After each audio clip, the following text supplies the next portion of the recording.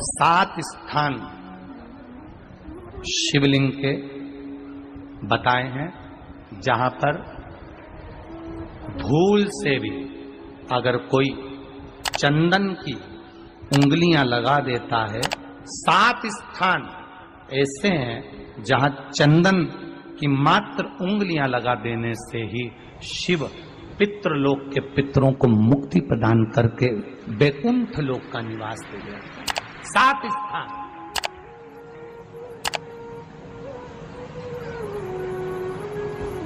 और वो 7 स्थान जो चंदन के बताए गए हैं, पहला भगवान देवाधिदेव महादेव के शिवलिंग पर चंदन का लेपन। समझ लेना जरा बहुत अच्छे से। आपको लगता है स्वप्न में कोई मुर्दे दिख रहे हैं या कोई जल रहा है या कोई मर रहा है या कोई चला गया है, ऐसा भय लगता है। बच्चों को मानी भेजूंगी ऐसा हो जाएगा, पति को मानी भेजूंगी ऐसा हो जाएगा, कोई हमारे कोई गलत तो नहीं कर रहा है, आपको लगता है। 7 स्थान चंदन के बताएं महाराज। पहला शिवलिंग, दूसरा जहां गणेश जी का स्थान है, मालूम है ना सबको, जम के बोलो जरा, मालूम है ना सबको, जहां गणेश जी का स्थान है वहां अलग से गणेश जी बैठे, वहां नहीं। शिवलिंग में जलाधारी के ठीक सामने राइट में गणेश, लेफ्ट में कार्तिकेय, बीच में अशोक सुंदरी। तो पहला चंदन बाबा के शिवलिंग पर, दूसरा गणेश जी पर चंदन की उंगली, तीसरा षडानंद कार्तिकेय पर चंदन की उंगली, चौथा अशोक सुंदरी पर चंदन की उंगली, पांचवा जलाधारी पर चंदन की उंगली, छठा जो शिवलिंग का जल बह रहा है इसके ठीक विपरीत की ओर चंदन की उंगली, और 7वां चंदन नंदी के मस्तक के ऊपर जो 2 सींग लगे रहते हैं उस पर चंदन की उंगली। ये कब लगाई जाती है? या तो अमावस्या के दिन। आपको लगता है कि हमारे पूर्वजों का उद्धार नहीं हुआ, हमारे पूर्वजों का कल्याण नहीं हुआ, कहीं अधोगति में कोई चला गया है, उसका बस एक बार, रोज नहीं जरूरत है, प्रतिदिन जरूरत ही नहीं, महीने में एक बार अगर अमावस्या के दिन भी आपने चंदन के थोड़ा सा चंदन अगर मेरे देवाधिदेव महादेव को 7 स्थान पर समर्पित किया है। अशोक यहाँ पर वर्णन कर रही है, मैना, धन्य और कला की कथा कह रही है। तीनों ने सनकादि ऋषियों से मांगा।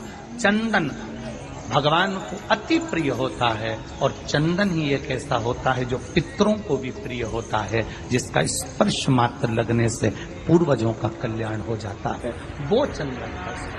अमावस्या के दिन जो नदी, तालाब, बावड़ी, कुआं किसी भी एक जगह पर अपने पूर्वजों का नाम लेकर शाम के समय पर दिया लगाएगा, ये मेरा विश्वास रहता है, उसके लिए कुबेर भंडारी भंडार जरूर बनेगा। पितृ भंडार अवश्य तुलसी की लकड़ी पानी में घुमाकर, लकड़ी नहीं हो तो माला तो होगी ही, जल में भ्रमण कराकर, जल में घुमाकर, तुलसी की लकड़ी को जल में डालकर स्नान जो करता है, मात्र घुमाना है, लकड़ी डालकर नहीं रखना है, घुमाकर अपने पूजन वाले स्थान पर रखना, या पानी में पहले से घुमा लो, उस पानी को ले जाकर डाल दो। अमावस्या जो जीव करता है सोमती करती है, सोमती अमावस्याएं करती है, शनिचर अमावस्याएं करती है, सारी अमावस्या का पुण्य उस जीव के खाते में चला जाता है। तो अच्छे से ध्यान रखिएगा, आप ब्राह्मण को भोजन कराएं ना कराएं, आपने धूप छोड़ी ना छोड़ी वो पता नहीं, गाय को रोटी दी ना दी, स्वान को भोजन दिया ना दिया, कौवे को भोजन दिया ना दिया, चलेगा। पर अमावस्या के दिन, उस दिन प्रदोष काल में, प्रदोष के समय पर, शाम के समय पर जाकर किसी भी नदी, तालाब, बावड़ी, कुआं, कहीं ना कहीं जो आपके पास में हो, वहां पर एक घी का दिया, बत्ती का मुंह दक्षिण की ओर कर अवश्य जलाकर आ जाना, सारे पितृ दोष समाप्त हो जाएगा। निवेदन है, माताओं से निवेदन है, मान लो आपको कोई ब्राह्मण देवता ने कहा कि आपके यहाँ पितृ दोष है, तो आपको घबराना नहीं है कि महाराज जी मुझे क्या करना पड़ेगा, पितृ दोष है एक चावल का दाना घर में से लीजिए, हथेली पर रखिए, पानी का जो मटका होता है, हंडा होता है, पानी का जो मटका है, हंडा है, जहां पर रसोई घर में तुम पानी रखते हो, उस हंडे के पास में, मटके के पास में उस चावल के दाने को लेकर जाइए, अपने पितरों का स्मरण कर स्वधा स्वधा स्वधा स्वधा स्वधा 5 बार बोलकर शंकर भगवान की शिवलिंग पर, तुम्हारे घर में शिवलिंग हो तो घर में, और अगर मंदिर में शिवलिंग हो तो मंदिर में, उस चावल के दाने को चढ़ा दीजिए। कैसा भी पितृदोष होगा समाप्त हो।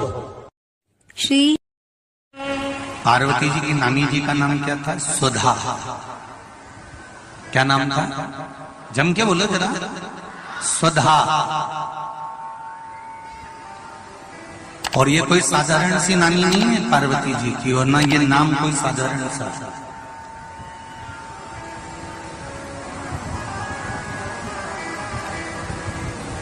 ये वो सुधा है